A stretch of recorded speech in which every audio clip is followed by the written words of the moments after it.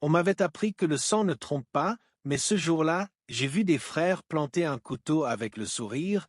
puis jurer devant tout le monde que j'étais déjà froid comme un poisson du port. Je m'appelle Kwam, enfant de la maison aux tuiles rouges qui brille au soleil, le rire facile comme une pluie fine, le pas léger comme un vendeur de cola sur de ses clients, et si je te dis que tout a commencé par une opportunité en or, tu vas rire, car l'or que j'ai touché m'a brûlé les mains pendant 7 longues années. Dans notre ville, tout est beau quand tu as le nom qui sonne et les clés qui cliquettent, et chez nous, c'était la musique des verrous, des verres en cristal, des éclats de voix autour des tables où on négociait des pactes en chuchotant. Mes frères et moi, on posait pour les photos qui circulaient dans nos cercles, chemises brillantes, dans sortie, synergie familiale, tu connais, l'image qui rassure et qui ouvre les portes comme la main du majordome sur la range. Alors quand ils m'ont parlé d'Europe, de partenariats discrets, de réduction d'impôts, de livraison d'équipements de luxe,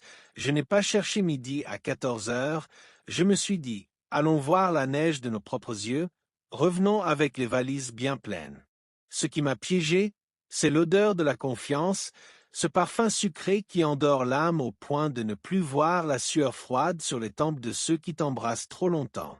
Le voyage a commencé dans un salon privé, billets haut de gamme, promesses serrées comme des poignées de main d'anciens camarades, puis les voix douces se sont tues au premier transit, et j'ai compris qu'on ne m'escortait pas vers des lumières, mais vers des caves, qu'on ne me parlait plus comme à un associé, mais comme à une marchandise. Quand une porte métallique a claqué derrière moi, un rire a fusé, bref et sec, comme un coup de fouet invisible, et l'homme qui gérait mon accueil a dit une phrase que je n'oublierai jamais. Ici, tu as deux choix, respirer et obéir, ou respirer un peu moins et obéir très vite. Je t'épargne le froid serré comme une main jalouse, les matins sans horizon, les mots rudes qui te cognent l'âme jusqu'à te faire oublier le chemin du sourire. J'avais été élevé avec des draps en coton qui ont connu des parfums rares, et soudain mes nuits avaient l'odeur de sol humide et de poussière piétinée, et mon dos portait la géographie de la fatigue.